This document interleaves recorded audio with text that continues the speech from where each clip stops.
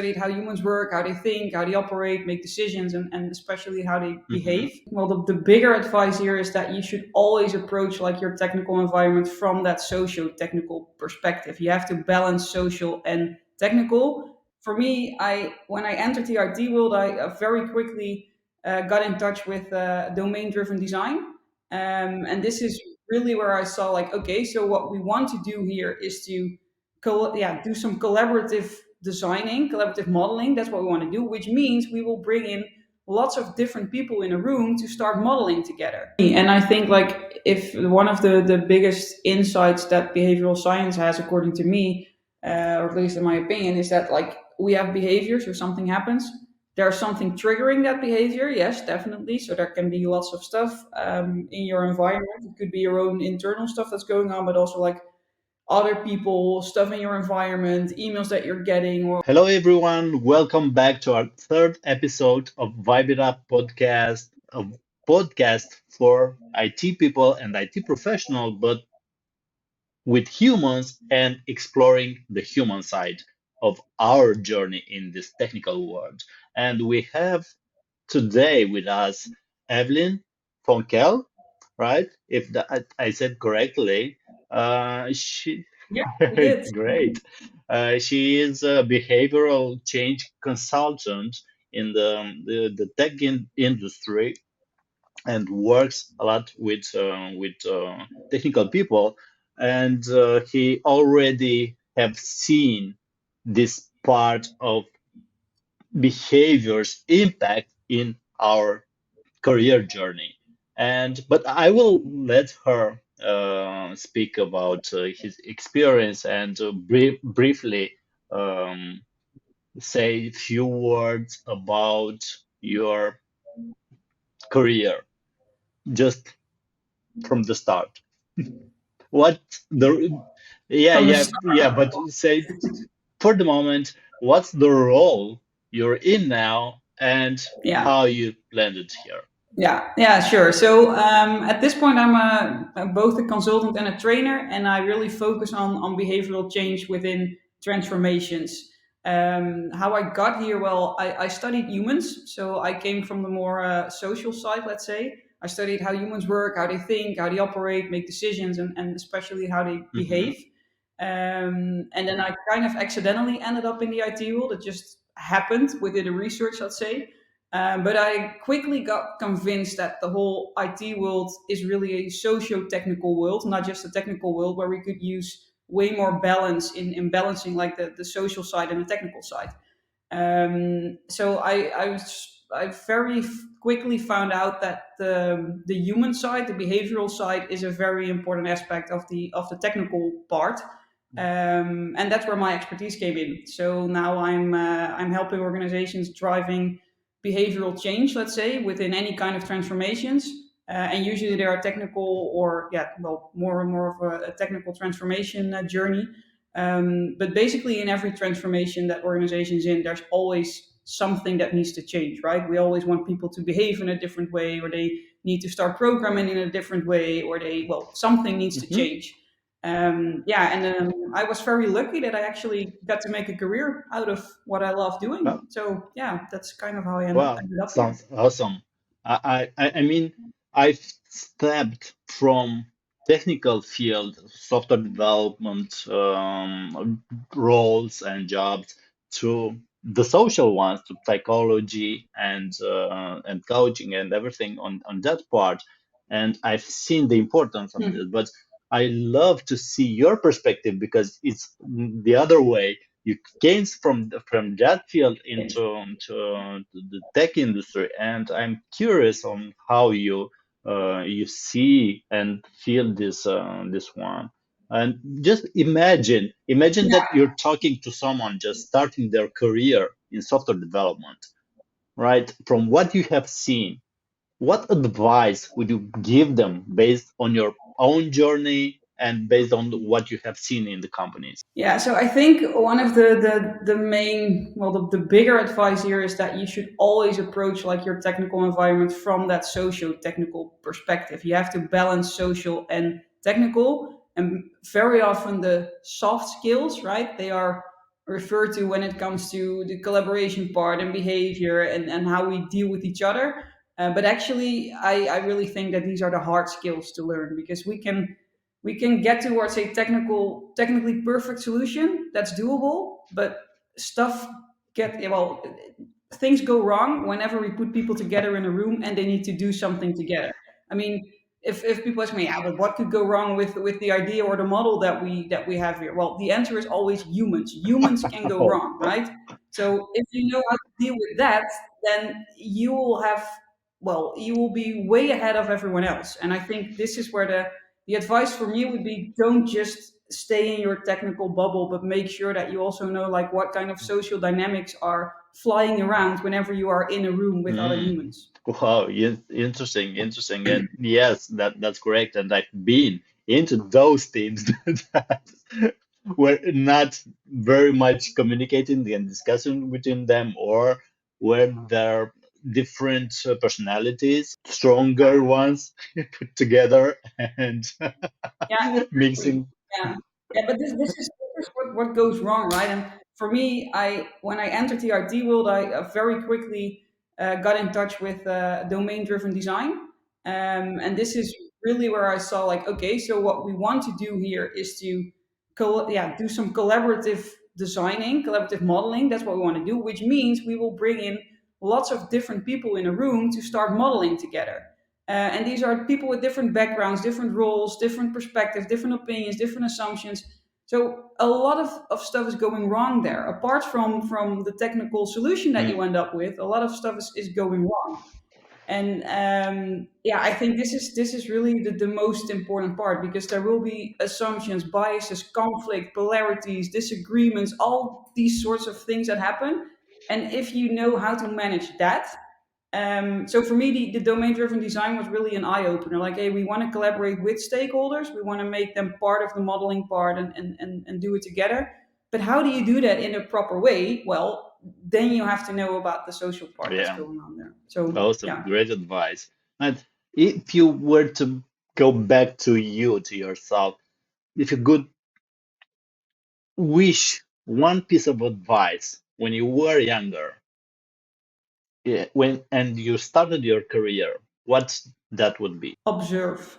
Really observe people without judging and drawing conclusions from it. I think this is still something to this day that I struggle with because it's really hard to just look at something in terms of what behavior am I seeing in this room, because that's really hard because you very often start judging right away. Like you see someone doing something and you think, oh, this person is disengaged or bored or not interested or he's not engaged in what we're doing. And I think the best thing you can do when you start out, and still even to this day, is just every once in a while sit down and just observe what's going on around you. Observe people, write down the behavior that you see without judgment, and just observe what's going on in front of you. I think it's really hard to do, by the way, but I think it's really And listen. important.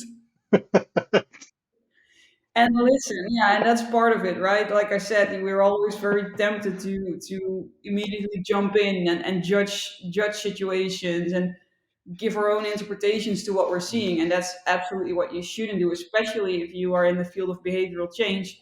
You have to objectively look at what's going on. What am I seeing? What am I observing that's going Hmm. on? And yeah, not without my interpretation of it, which is Mm. hard to do. Yes, yes, definitely. It's a skill that it's so important when you came into leadership position, but you can start learning that from from the beginning and not to get into a leadership position or management and see, okay, I don't know how to listen, or other will say about you that you don't know how to listen, and it will be hard because all the behaviors are hard to change and take time. Uh, Yeah, absolutely. Yeah, behavioral change is really hard. But the main reason that it is really hard is because we don't specify enough. I mean, we hardly ever know what we really mean when it comes to behavior. We have all these expectations of people that they should do things differently, but there's no real specification going on there. So I see a lot of organizations, the ones that I'm in, and you probably recognize it yourself. Every once in a while, new company values, for example, come in, and then or we say to each other in a retrospective or in any other situation, yeah, we need to take more ownership. And then my first question is, what does that look like? What does it look like to take ownership, right? I mean, we all say it and we all have a different idea about it. We all think we are taking ownership, but we have all these different expectations of each other. So whenever we go, or whenever I come into an organization and we're like, yeah, we are focusing on ownership. And I'm like, yeah, that's a great container concept, but it doesn't tell me anything about behavior. So you cannot be surprised at the end of a few months or sprints that you didn't achieve what you wanted because you didn't specify. You cannot then get mad at people because they are not taking ownership. If you cannot even explain to me what it looks like. So this is where a lot of stuff goes wrong when it comes to Mm, behavioral change. yes, yes. So there are, from my perspective, there are two ways of seeing things. There are things that you can put into processes, which is linked to management and how you manage Mhm. processes and teams and projects, and what you want as an input and output out of the project. And the other part is the culture, which is formed by behaviors of the people in the team and in the company. Right? So these things Yeah, are somehow different. Many people are trying to overcome the lack of culture into processes, which is not yeah. very. Absolutely. Yeah, yeah. But this is also, I think, especially in the IT world, this is a thing, right? And from my experience and from what I've observed, is that lots of people in this technical world are very comfortable with that process part because this is about the content and it's more of the process and we know what's going Mhm. on and it's predictable and we can manage it in a way. But then the culture part is about Yes, humans, and we cannot really control humans, and we don't really know how to do it. So I think the most successful organizations know how to do it, or they get the help that they need in order to right. align that. Because just the process, that's not that. Yeah, that's easy. That's the easy part. Yes, yes, and yeah, it's important to look on both sides and the processes, because sometimes it might be a process issue that you don't specify and people don't know how to do it and what to do, right? Which is Yeah, it's okay to be seen and fixed in time, and it's something technical that you can do on that part. You absolutely. have Yeah, I frameworks, you fully have agree. everything you need in management to align to that part. And the culture, Yeah, it's about the leadership. No, it's about the people and the team, which are needed other type of skills. Oh, yeah. How it was absolutely. for you at the beginning of your career, not specifically in tech, just at the beginning of your career. What challenges did you had? Well, several actually. I think one of the biggest ones for me was that I like so my career started actually in tech as well, but with my Hmm. background, let's say, so with my more social sciences background. So one of the biggest struggles that I had was that I didn't always feel like I was being taken Mm, seriously because a lot of the comments and a lot of the opinions that were there, yeah, but we are working on a technical solution, so who cares about the more human side? Who cares how we get there? Who cares about like the social dynamics that are going on in a group? Whenever there's a conflict, yeah, we'll just either ignore it or we'll address it, but who cares? So one of my biggest struggles was really the feeling of not being taken seriously by the people who I felt really needed that expertise. What didn't help, or what made it even stronger, that feeling is or was that I'm a woman, and I am a rare breed, let's say, within the tech right. world, especially with social sciences background. So yeah, that reinforced each other in a way. So I very often had the feeling that I needed to prove myself, and I think this is not just a woman thing. I think this is for every person who starts their career, you have this feeling like I want to prove myself and I want to make sure that everyone knows what I can do. Um, but this was the biggest struggle that I encountered. Yeah, yeah, Mm.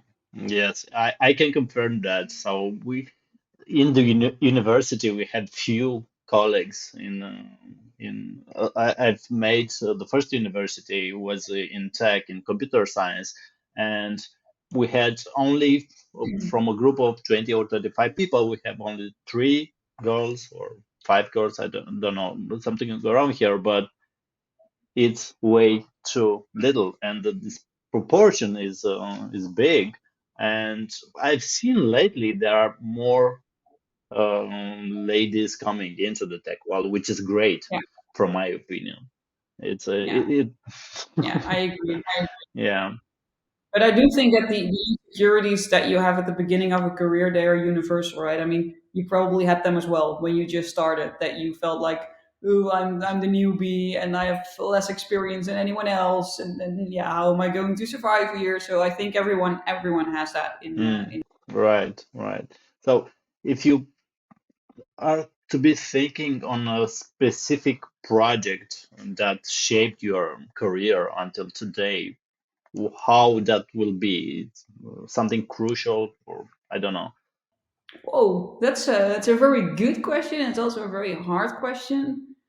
Um, so maybe not one specific project, but so I also do a lot of trainings. I give a lot of trainings, Hmm. let's say, and usually I well, there's one specific training that I also do with a more technical colleague of mine, and so we went through a lot of different organizations where we helped them with collaborative Hmm. modeling, so getting towards a eventually solution. But the problem there was there were lots of stakeholders in the room, so they had to collaborate in an effective manner.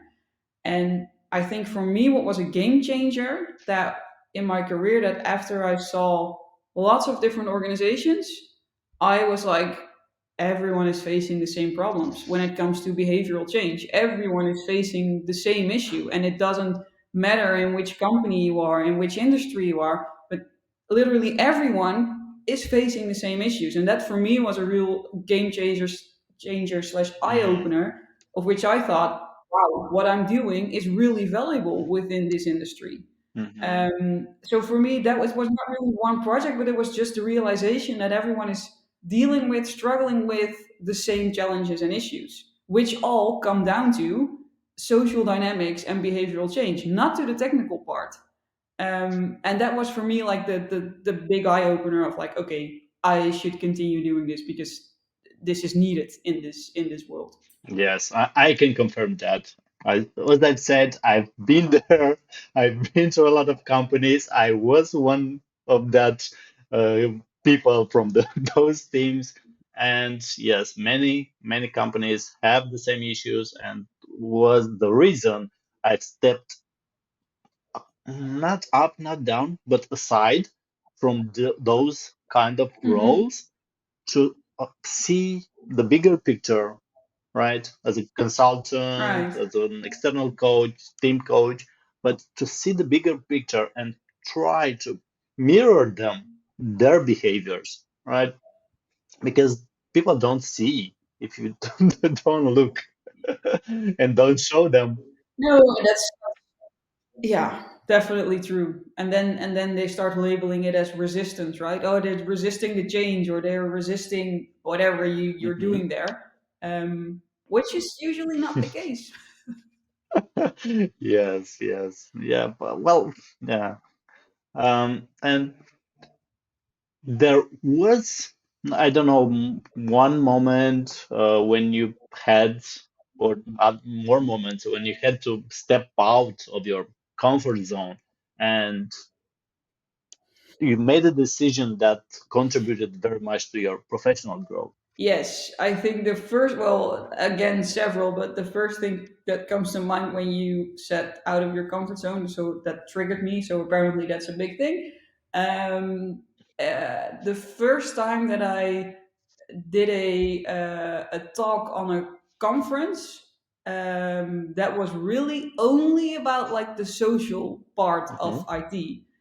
And the first time I did that, so before that I did several conference talks, but it was always kind of a mixture on the social side and the technical side because that Mhm. felt safe. And then at one point I decided, well, not doing that anymore. I'm fully going to focus on the social sciences part of tech. And the first time I did that, I was, oh man, I was very nervous. Was that I This was in some sort of a very big theater, and I thought I was going to be in a small room, and I ended up on the main stage of that theater. Um, so I found out a few hours before the talk, and I couldn't eat or drink anything before I had to go on stage. I was like, are people really wanting to hear this? Is this really what we're going to focus on? But in hindsight, so I was extremely nervous when I did that talk. So the first few minutes of the talk, every time I'm watching it, I'm like, oh my God, what are you doing? But it's in hindsight, I got so many positive reactions and so many people coming up to me and saying, this is exactly what I'm struggling with. This is what we need to do better in our organization. This is what we need to focus on. For me, that was a moment like it was out of my comfort zone, but it was really, really crucial in my career for me. Yeah. Mm. Yes, yes, awesome. I remember that 3 weeks ago or something like that, I had my first TEDx speech, right? Nice. How was Where it? I had a lot of emotions, but the fact Yeah. that I was making and going to acting classes since almost 2 years ago and started that part and going Ah, on stage and be free on improvising and be open to yeah, improvise when you're stuck on something and don't think of, oh, okay, the script was that part but I was going in other direction. Okay, but you have something to say. Just think of yeah, them and it's not you. It's not about you or us as speakers. It's about the yeah, audience. And with that in mind, yeah, I've said, absolutely. okay, that's whatever goes wrong is because this is who I am. I cannot be, I don't know, in 2 years or 10 years from now with the skills that I would have, but these are the skills that I have now. This is the I don't know, the limits that I have now, and that was the best I could do. So But so you're gonna do it yeah, again, I assume definitely. then. Good. Okay.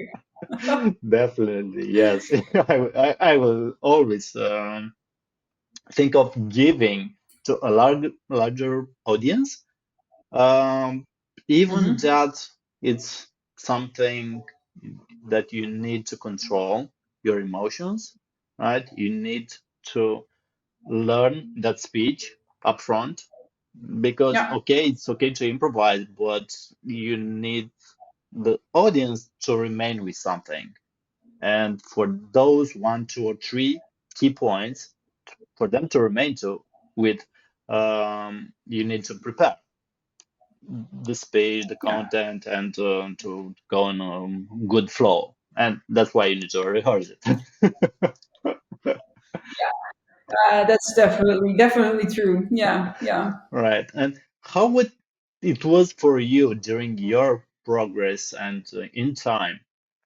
And because we have discussed on that, the role of emotional intelligence in this, and how when think of you just make some, I don't know, connection with the tech industry now, right? How do you feel the role of the emotional intelligence? I think it's crucial. I think it's a very important. Yeah, I'm not sure if it's a skill. Well, yeah, I think you can train it, so probably it's a skill. But I think it's crucial in. I think you can survive without it, but I think you will be way more successful if you have it because I think the emotional intelligence part is where you can pick up on signals from Hmm. others when you're observing their behavior, observing what they're saying, and picking up on signals that might yeah, might link to stuff that's going on beneath the waterline, let's say, right? So we see a lot happening, but then there's also stuff happening below a waterline, of which there's more like suppressed opinions or conflicts that are there, or you know that people in a room, well, there's this tension going on Hmm. between them. We're not really speaking about it, but it's there. So you're picking up on signals in a group, and I think this is where emotional intelligence comes in, because I think one of my biggest roles or biggest added value in groups is also that I can bring that to the surface, right? So that I can make sure that everything that's being suppressed, but is holding us down from getting further in what we're doing. I think that's one of my biggest roles. So you need emotional intelligence for that. I need to be able to observe a group, see what's going on, picking up on signals, and think like, okay, someone is making the same sarcastic comment for the third time Hmm. now. There's probably some truth underneath it, so it's up to me to find out like what's going on, what's holding us back here, what's going on. Is this a one-off? If it's a pattern in the group, all that sort of stuff is I think really linked to emotional intelligence. So but it's also the hardest part, right? Because yeah, it's still about observation and seeing what's going on. So it's really hard to do, but I think it's really important, especially in the role that I have within the projects that I'm doing. Yeah, Hmm. Right. And but it's lacking. I think in a lot of organizations, it's lacking. yes, definitely. I've seen, and it's not the it's starting with us. So as we discussed about the behaviors in the first part of our discussion, and the behaviors came from triggers that are going to emotions, that are going to actions and behaviors, right? So the entire chain needs to be addressed and taken serious about your um, introspection first, and after that to see the Hmm. others too. Yeah, and agree. And I think like if one of the biggest insights that behavioral science has, according to me, or at least in my opinion, is that like we have behaviors or something happens. There's something triggering that behavior, yes, definitely. So there can be lots of Mm, stuff in your environment. It could be your own internal stuff that's going on, but also like other people, stuff in your environment, emails that you're getting, or whatever, and that can trigger behavior. But the real magic happens in what happens after the behavior takes place, so the consequence of that behavior. So that's what we learn from, right? If our behavior has positive consequences, then we will probably do it again. If there are negative consequences, we probably won't do it again. And I think this is where the key is, let's say, to behavioral change as well. We also, organizations, if we want to change behavior, we focus on what happens before the behavior. So we start triggering it. We try to trigger it, and we do all kinds of crazy stuff to trigger it. But we don't really work with the consequences part. And if we understand what positive consequences there are for people to behave in a certain way, that's where we can really have an impact. And lots of organizations and people are only focusing on what happens before the behavior. I will trigger it, and then hopefully it will happen.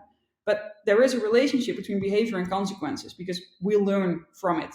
So, for example, there's in one of my most recent teams that I was in, there was one person in a meeting who was always interrupting other people, and everyone in the meeting was like, "This person is so annoying. It's really, why is he doing this? And it's annoying, and it's not a nice person." And there were all these judgments going on, but it turned out that for the person who was interrupting, what he got out of the interrupting behavior was he got attention and he felt heard to the rest of the group. He finally got a feeling like, okay, at least I'm being heard now. So the interrupting, the behavior that you actually don't want to see, had a positive consequence for that person. So if you know that it's important for this person to be heard, then you can talk to the person, hey, if that's important to you, maybe there are other ways to get that than interrupting others constantly because you are affecting the group. So yeah, this is really where the crux is, right? So you have to focus on the consequences part and not really on the triggering part. And that's really really where lots of organizations go wrong, I think. Great, great perspective. I love it. And um, you said about disagreement and all this situation and resistance, because yeah, there's a lot of resistance, at least to change. So when you encounter the resistance, disagreements within the teams that you are working with, how do you navigate these situations while also maintaining a positive team dynamic? Yeah, I think this is one of the biggest things that's going on. So first of all, resistance to me, just like taking ownership, is a container concept because resistance can have 1,000 different behaviors underneath it. So this is exactly the judging part or the interpretation part, because if we see people act in a certain way, we label it as resistance. So we think, these people are resisting, but are they really? So, what are you observing in terms of behavior that you label as resistance? But maybe it's a completely different thing, right? So, my first starting point is really like, okay, figuring out, oh, what does that resistance look like then? Why are we labeling it as resistance? What are we actually seeing in the behavior? And apparently, it's behavior we'd rather not see, because otherwise we wouldn't have labeled it as a resistance. So, what is it that we don't want to see? Why don't we want to see it? Is it not helping? Whatever reason there is. And what would we rather see? So, I first try to really unravel that concept of resistance. What does it mean? What are we looking at? What do we want to see? What are we seeing that we don't want to see? And really having that conversation with a group, which can, of course, lead to disagreements or conflict, which I don't think is a bad thing. Most of the conflict and disagreements that are going on are functional, in my opinion. We need to get worried whenever it gets dysfunctional, and we stop having disagreements about the real issue at hand, so the content, and we start having more personal conflicts and that sort of stuff. So again, emotional intelligence is very important here. But whenever we disagree, I don't really care. My first thing is, whenever I encounter container concepts like resistance or there is a conflict, unravel it. What does it mean objectively? What do we see? What do we hear? What do we observe in our environment that we label as this container concept? So really make it really objective, measurable. That's really where I usually start, and that takes a lot of time because yeah, everyone has different opinions and different judgments and different interpretation of these concepts. But what we very often see happening is, especially with the resistance part, like whenever you dig into it, it's not really resistance that you are talking about. It's really, there's other stuff going on there, or maybe underneath that waterline, that you need to address. So they are not really resisting a change or transformation. There's something else going on, and you need to figure out what that is. And yeah, well, with the unraveling part, that's what you do. Yeah, yeah. And as you said about the people that are giving some more acid remarks on, I don't know, or sarcastic, those also came from some frustration and Yeah, anger and agree. other emotions that are coming out in this direction toward the team, the management, I don't know, processes or something. It's something there to be addressed Yeah, in this absolutely. direction. But there's different ways that you can deal with that, right? So, for example, when I'm in a group, and the same sarcastic comment or joke is being made by several people, like during a Mm, meeting, then I think, okay, something is going on here. There's a pattern going on. So what I do then is like, trying to be objective again. So what I'm observing in terms of behavior is I see the same comment or joke being made several times within mhm, a group. And that is then exactly what I give back to the group. So I'm just stating like, hey, I'm observing that this joke or comment, and then just really name it, is being made now for the sixth, seventh time. Do we want to do something with it? Then I'm just giving that to the group, and then usually people start reacting to it, and then you start to figure out what's going on. And then you can have very fruitful conversations that you, as well, being me in this scenario, you need to facilitate it. You need to manage it in a way. But just by giving your observation back to the group, that can go a long way. If it's only one person making the jokes, then I would never do it in front of the group. I would just, after the meeting, go to that person and do the same thing, as in, hey, I observed that you make the same comment like 4 times in this session. Is there something that we need to discuss? Mm. And then you have the conversation one on one, not in front of the group, because otherwise, yeah, that's not very nice to do, of course. But just giving back your observations, which is why you asked me about the advice that I would give.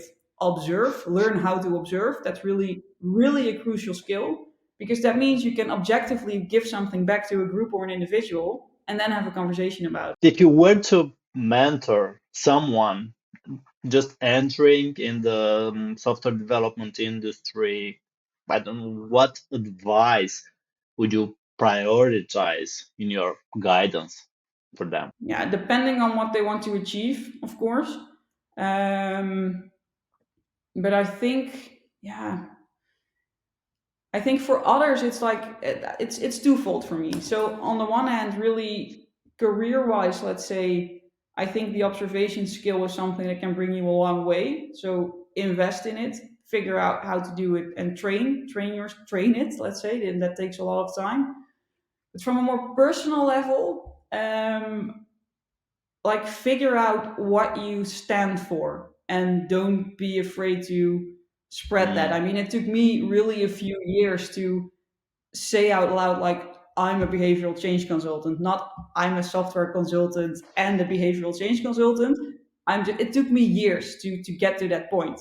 And I think as soon as you figure out, like, what you think is most important, or where your expertise is and where you can really help people, and being clear about that, I think, yeah, it will help you in doing it. So figure out what you stand for and then stick with it, instead of like, yeah, but I can also do this, or I can also do that. But just go for it. I think that's the figure out who you are, what you stand for, and it can change, of course, but make a choice. I think that's the that's the biggest thing mm, there.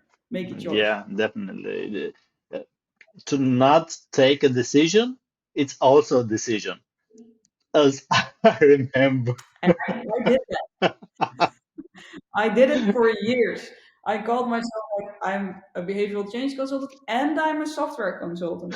And I'm like, yeah, okay, yes, you can do both, but what you really are and what you really believe in is the behavioral change part. So own it and make that choice. But as I said, it took me years to get to this point. Mm. Right. And you speak about the personal values that the people brings into the company. But how do you feel about the company pushing the company values back to the people? Yeah, so many things can go wrong there. I mean, and lots of organizations do it, and again, from best intentions, right? So I'm not judging the whole we need company values, because of course you need company values, but the thing that I'm struggling with, or that I'm helping organizations with, is like, that's your starting point. Defining the company values is a starting point, because they mean different things to different people in different teams and different contexts. So you can have your company values and you can email about them and having them on the walls and having posters and other workshops around it. But what you really need to do is make sure that every single team and individual knows, what does that value mean to me and to my team and the context that I'm in. So even though ownership, or open communication or transparency, these are the kind of company values that pop up all the time, right? So great starting points, but make sure that the teams and the individuals themselves can really specify it for their context. What does it mean to be transparent for us, instead of being pushed like, this is our company value, this is what you need to do, go fix. Then it will never, like, then after months, years, you will be frustrated as a management team, because no one is embracing the values, as they say a lot. So you have to make sure that every single person and single team can really, yeah, specify it for their own context, because otherwise they will never work. So for me, Company values are nothing more than starting points. They are container concepts that you need to specify. Mm. Yeah. So, but as you said, the company values the team must own and go with those into behaviors and processes. As I understood, Yeah, maybe it's more than that, but this is how I it's, get it. yeah, this is really the short Mm, version, right? I mean, but in the end, what I see happening a lot in organizations is that they come up with some mm, values that apparently are applicable to the entire organization, which is already like a challenge. But the first thing you need to realize, okay, so these values, to what result are they linked? What are we going to achieve with these values? Are they important to us? And if they are, why? What do we want to achieve with them? And secondly, how then do we get there? What does it mean in terms of behavior if we are being transparent or honest or openly communicating in line with the results we want to achieve? But then it means different things to different teams and different people. And there needs to be room for that. There is no one size fits all when it comes to behavior that is linked to company hmm. values. I think there's not. That's simply not doable. Yes, yes. And I have also this concept of trying as much as you can when you hire someone in your team to have the values of that person someone match the values of the company somehow I don't know, but to be a direct link between those and to be at least I don't know Yeah, there needs to be. Yeah. two or three common No, values. absolutely. If they are like way out of line, then that won't work Mm, either, right? Because but yeah, and it's still there still can be nuances and differences in how you interpret them in terms of yes, behavior, and you need to agree with that on that as a team. But yeah, I think like if someone comes into a team as a new member and that person has absolutely no relation with the values that you have there, then yeah, then it might become a problem in the social dynamics as well. right. So I think that's definitely something to look out for. Yeah, absolutely. Yeah. Great. Well, thinking of, I don't know, challenges that you had in your roles and those times, how has your support network helped you to maintain focus and to maintain motivation and maintain a high level of mindset in your career and your path? I think that's very very important. So what I did, or and not, yeah, not everything is a conscious choice. Of course, I mean I have been very lucky with the support system that surrounds me. So there are just a couple of people in my support system from very different backgrounds, different expertise, different personalities.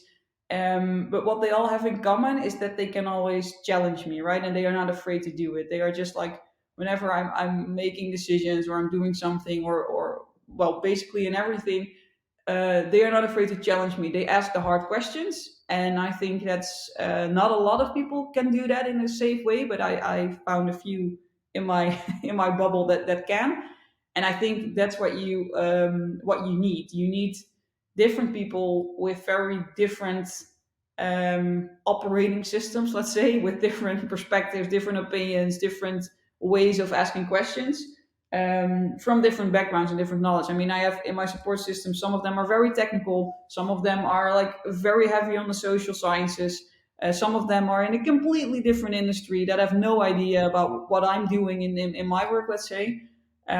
So the diversity in that network, it really helps me in growing and getting better in that sense. Yeah.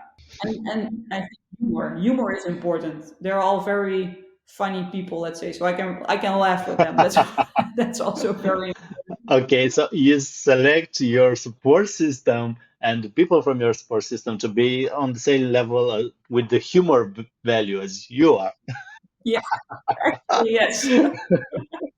Yeah, actually, I now that I'm really thinking about that and reflecting on it, that's something that they all have in common. I mean, we have a very um, it's maybe it's a very selective type of humor. Let's say it's not really like the. It's very yeah. It's and but they all have the same type of humor, and I think that's awesome. Yeah. That's great. And I want to ask you now one question that I put for all my guests. If you were to have dinner with any figure from the tech industry, who would it be and why? Wow. Um, that's a very hard question, actually, because I would love to have dinner with like I like dinner parties more than having dinner with with one person. Um, and maybe that's because of my social sciences background, because then the dynamics are flying around, and we can really really work with that. Um, yeah, this is a really really hard question. You have to select, right? So that's and alive or dead, or does it It's does it okay, however matter? you want. It could be alive or dead. Yeah, I mean that's also a different question, right? No, I think yeah. Oh man, you are asking some really tough questions there. So I'm not really sure actually. I think because there are of course some authors of books that I really really like and really appreciate. I mean the writer of the domain driven design parts, Eric Evans, is something I would definitely have dinner with. But there's also like direct people in my network that I sometimes even work with that I would have the best conversations Mm. with. So that mixture would be great, I think. Yeah. Mhm. So there's no definite answer, I think, for me there. Okay, and if we go and expand the area and not taking to the tech. Then I would definitely would like to have dinner with Mr. Skinner, this famous behavioral scientist Okay. from long ago. So he's dead, for the record. He won't be able to join my Hmm. dinners. But he did a lot of experiments on Hmm. behavior, and I think not in a tech environment, but I think his work is still so relevant also in the work that we still do at this point. So I would be very curious how he would like see the world at this point, like with all of his knowledge and the experiments that he did on behavioral change. If I would then explain like the current tech world of these days, I would be very interested in like what kind of experience would you do at this point? What would be your questions now? Like what do you want to answer? What kind of experiments are we going to set up? And can I be part of it? That would be the main question, I think. But yeah, that would also bring together the two worlds, right? I think that would be a very very interesting. Great. Thank you. Thank you. There is some book or resource that you would recommend for our audience? Definitely. So I think if you want to know more about the behavioral change side, I would definitely recommend Bringing Out the Best of in Hmm. People from Aubrey Okay. Daniels. I think that's a very useful book to read. It really like kind of includes all of the wisdom and knowledge from behavioral science into a more organizational context. And I think that's if I would recommend any book, then I would start there. And I should say this, of course, should have started with that, but I am writing a book at this point, which is almost finished. So you should definitely read that book as Okay. well. I'm not good at this book. Yeah.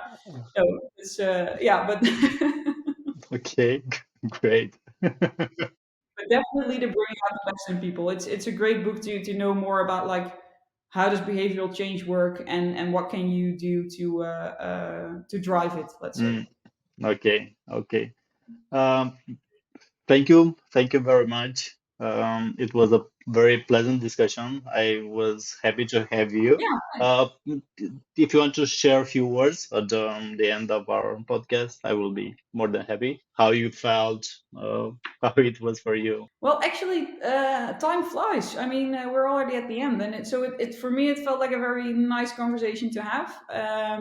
And well, I love talking about this subject, so yeah, I mean, I can do that for hours. But No, I really like your initiative, like on this podcast, that you really focus on the more human side of the tech world, and I think that's so much needed. So I'm very happy to be part of this, yeah, of your exercise here, let's say, and yeah, I'm really hoping to get this message more widely, yeah, to the world, let's say. So thank you for having me. It was really it was a pleasure. Thank you. Thank you. The pleasure was mine.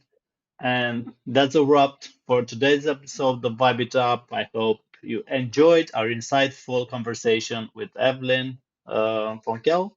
And I want to extend a big thank you to our guests for sharing their valuable experiences and perspective. If you, our listeners, have been inspired or have questions after this episode, I encourage you to connect with us. You can find more about Vibe It Up on our website, on LinkedIn, and other YouTube on the YouTube channel. Oh, one thing I didn't ask you, Evelyn, was if someone wants to contact you regarding questions, where could they find you? They can find me, well, definitely on LinkedIn. And there I have a personal website, which is Evelyn Van Kelle, my name.com. Mhm. But LinkedIn is always also a very good point to reach out to me, and always happy to encounter in any kind of discussion. So feel free. Great, great. And for the others, stay tuned for our next episode where we'll continue to unravel the stories and insights from the dynamic world of software development and tech. Until then, this is Dan Tudorache signing off. Remember, keep vibing it up in the tech world, and we'll catch you in the next episode.